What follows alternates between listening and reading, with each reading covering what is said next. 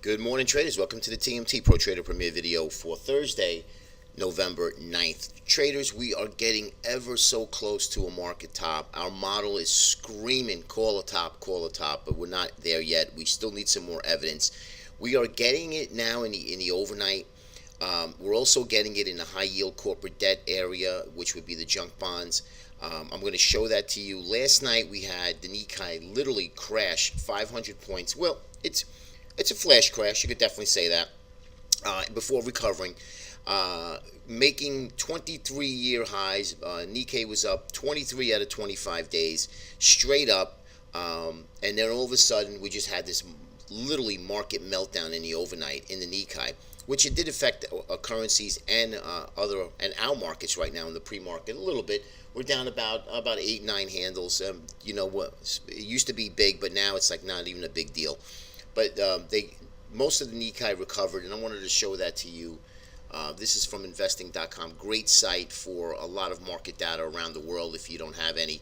Because if you're not trading it, why would you pay for it? So this is live. This is a 5-minute chart of the overnight. Obviously, we're closed now, but we rallied back up and took back a lot of the losses. But you could see clearly we just made new highs. We tried to make new highs again. We failed, and the market just literally dumped 500 points, down 3.6% at one point to recover a lot of its gains. Now, this is exactly what I wanted to point out to show you guys. Remember we said, hey, look, how do you call a top? Well, this is only a 5-minute chart, but let's just say this was a daily chart, guys. And here's a Nikkei, or you could make whatever chart you wish you want, spiders or whatever the case may be. This is really what comes down to it, right? We make highs, we make new highs, we make more new time highs.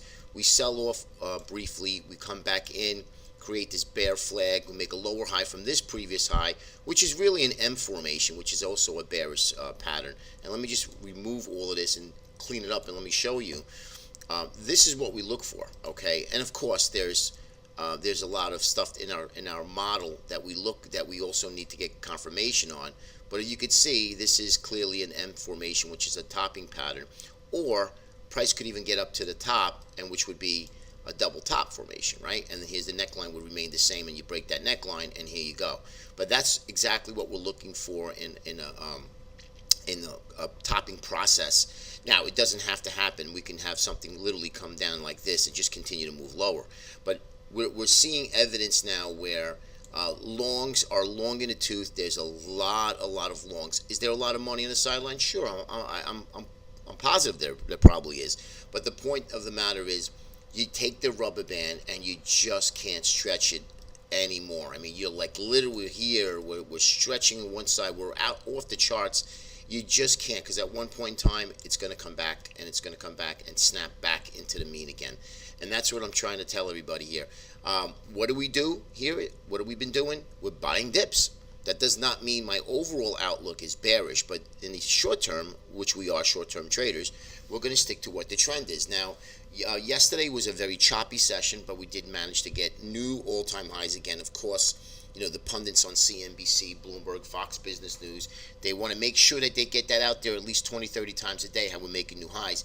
And that's when they destroy the retail guy, because the retail guy is now pounding, putting money in all ETFs in a passive way, taking money out of managed money. So when the market tanks and the market dips down like the Nikkei did, guess what's going to happen? Well, all those passive investors that are buying spiders and buying Qs and buying FANG stocks will not be able to get out because they don't know when to get out. They'll freeze, they'll buy more, and they'll keep buying more until the account is decimated. And that's the end of that. And that's why I'm telling you guys, for those of you who are long-term investors, I would start buying protection, buying inverse. If you can't get short, buy an inverse. So you're buying an ETF to get short. Talk to your money manager. Say, hey, this is a little bit nuts. And even if you bought protection, you bought insurance, and it didn't pan out, it doesn't matter. You could sleep well at night. Something like this in a Nikkei is going to happen in our market. It's going to happen. Now, it basically escaped unharmed because we rallied back up again. But this is just the start, okay?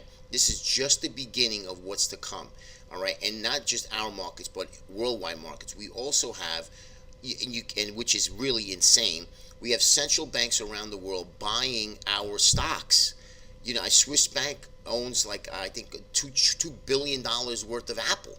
I mean, just insane. What happens if Apple doesn't go up anymore? Just like the housing market did in 2009, they're going to be in trouble. It's not just them, but it's across the world. This euphoria of just buying and buying and buying, it's going to end. It's going to end miserably. I wish I could tell you the exact time frame. I can't.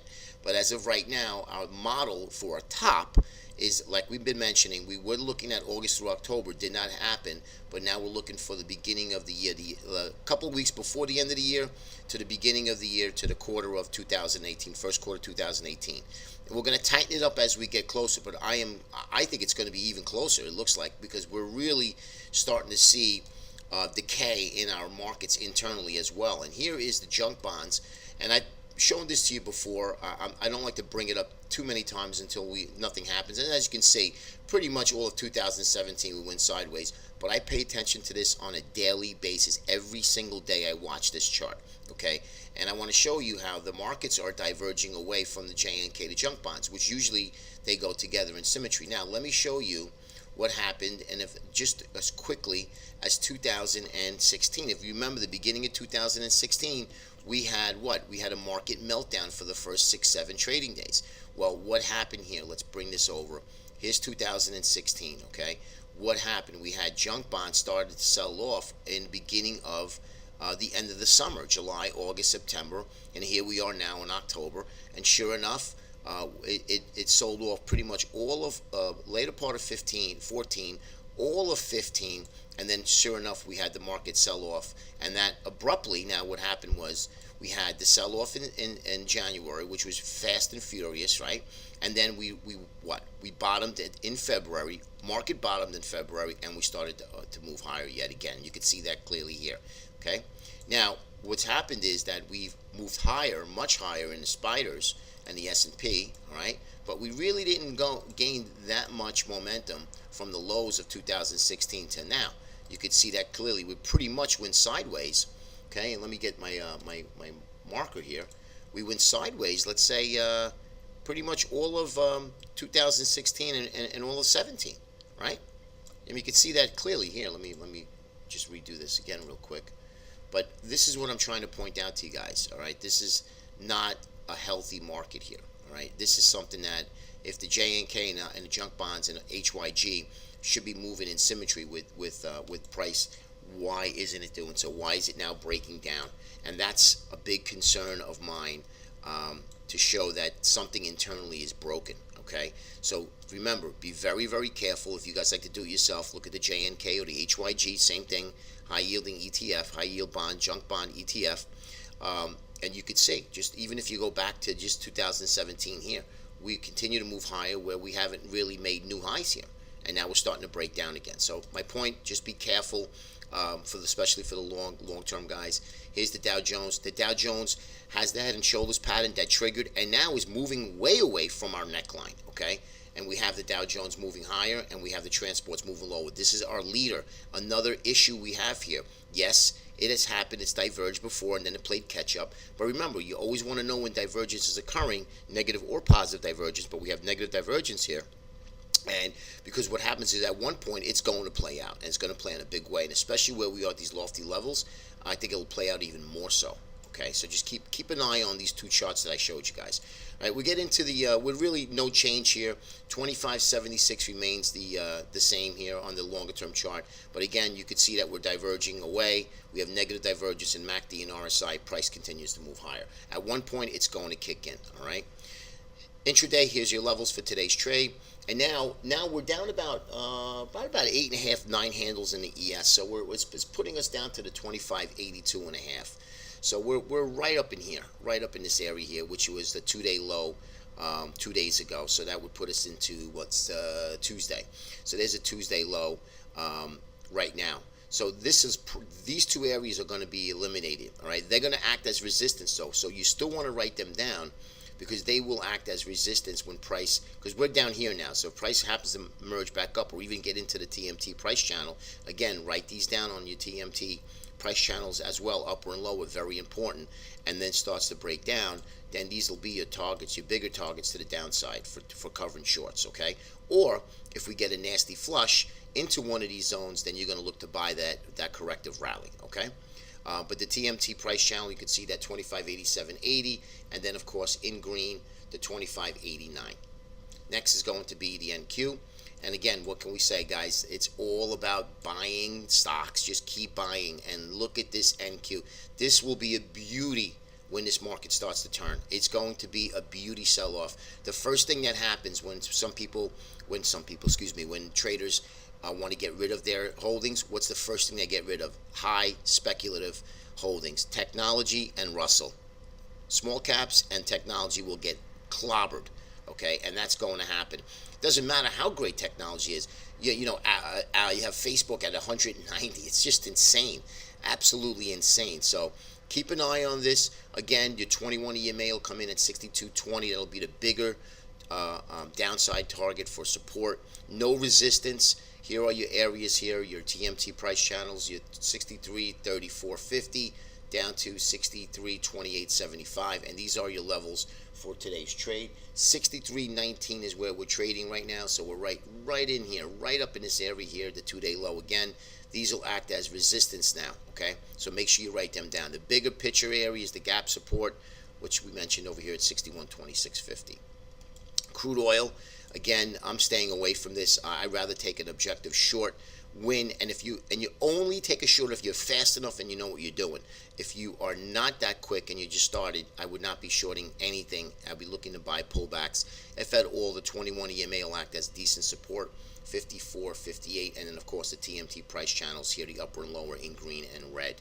Okay, but we're very overbought in crude oil, and it's just a nonsense. It's shenanigans that they're playing. There's no reason why crude oil should be at $57 at the moment, but it is what it is.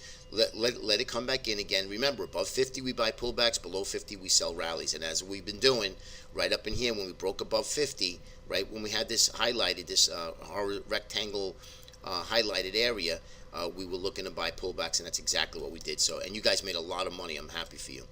Crude oil, again, you can see here, small little area of resistance. That 57.48 is not really that small, guys. You can see that off the daily chart here. So we do have decent area of resistance. So if you wanted to take an objective short, do so. But I would be very cautious doing it if you are. We have a light pullback for 3 days. Okay, this could even be labeled as a nice little bull flag here. Okay. Right, here's your flagpole all the way down here, and then we look for the one more pop. If we get the pop and then we fail, that would be a better shorting opportunity than just shorting when the price gets up there. Okay, gold is having a wonderful morning, 12.89. We're up about three and a half handles. And remember, I like adding in, knowing your dollar amount, and then adding in shares or contract size, because when gold does explode and something does happen, it's going to take off in a big way. Okay, and the market's just going to rip. The gold is going to rip much higher, and then we would look to reevaluate. But again, 1304, 1275, 1274 is where we're looking, where we got add-ons, and now we're looking for another 1245, 1250 if we even get up there. Okay, but you can see clearly that we're really not moving. This morning we're moving nicely. We're at the 12. We just hit a high at 1289, so we're back up in this area here again, which is really no movement for the last 2 weeks. Okay, but these are your levels for today's trade. And then we have ZB actually moving rather nicely, and bonds will move higher again on any type of risk-off environment, and then we'll look to short bonds at a later date. But right now I'm staying away. Above 155, 2-day close above that, we'll look for our 159 print. Below 150, we'll look for a much lower number here. But that tells me if we get below 150, the markets are going to be in a massive buying mode that you don't need bonds and you don't need gold. So that I don't think that's going to happen at the moment. Okay, and here are your intraday bonds. A lot of support, a lot of resistance here. Write them down, put them on your trading charts for today's trade. Pause the video anytime you need to. Here's your Russell 2000 breaking down here. We have our 146.41 lower end of TMT proprietary price channels, 147.75, and then of course we have our downtrend line. Downtrend channel here, 149.86. If you're going to look to short an index, I think the IWM, the Russell, which is obviously divergent in a big way from the other indices, would be your best bet. Okay, but you got to be careful because it does revert back right away to its previous trend. So just be careful, but very sloppy trade. Again, I don't trade it. I used to when it was much better. Very manipulated index as well. So look for these areas here for support and resistance. Okay. Now the transport's another biggie. As you can see, we had a nice head and shoulders we identified up in here. We identified this right here. Actually, we were creating that right shoulder. It was back in the later part of October. And now look where we are. We broke down to 50, broke the 21 EMA, and we're headed lower. The target's going to be the 170.82. This is not a good sign. This is our leader. Our leader is breaking down. And then we had some schmuck on CNBC said, oh, it doesn't matter anymore about the transports. It doesn't matter. It's a new market. I just can't believe they put people on. I don't understand it. But anyway, just very comical. I started cracking up. I said, I can't believe that this guy, he would even say something like that. When we had there was another comment. Just close your eyes and buy the market. Just buy the market. I can't believe that people would say that on TV. It's just there should be some sort of respect and dialogue before you even go on to TV, because there are a lot of viewers, they deem these people as experts, which they're not even close to. Anyway, so we got the head and shoulders pattern here. Keep an eye on this. Again, this is not a good sign here for the market, as well as the Russell. Okay, now we have our spiders daily, and we're just getting right on top of that upper end, 257, 59, 256. These are your still big numbers. Really no resistance, guys. Again, don't short the market, not yet. If we have a down day today and we get a corrective rally and we fail, then absolutely short it. Okay, that'll give you confirmation for today. But you can see here, these are your levels for today's trade. In the spiders, no resistance. Okay, right now we're trading in the spiders down here at this low, so these will act as resistance, as well as yesterday's high, 259. Me personally, I would not have a problem shorting anywhere into this area here. But again, you need to be real fast, and you have to keep tight stops. Unless there's going to be a Qs. You can see here again, we have that gap area of support, coincides nicely with the upper and lower in the TMT proprietary price channels in green and red. Right, the 21 EMA come into bigger support at the moment at 150, 142. And these are your levels for today's trade. Okay, now the Qs, we're trading down here. So these will act as resistance. So mark them down as resistance, not support. Have a great day, everybody. Be careful out there. Risk happens really fast, and the markets are going to start moving quickly. All right, so be ready for it. Have your short list ready to go. We're going to make a lot of money between now and the end of the year. Have a great day.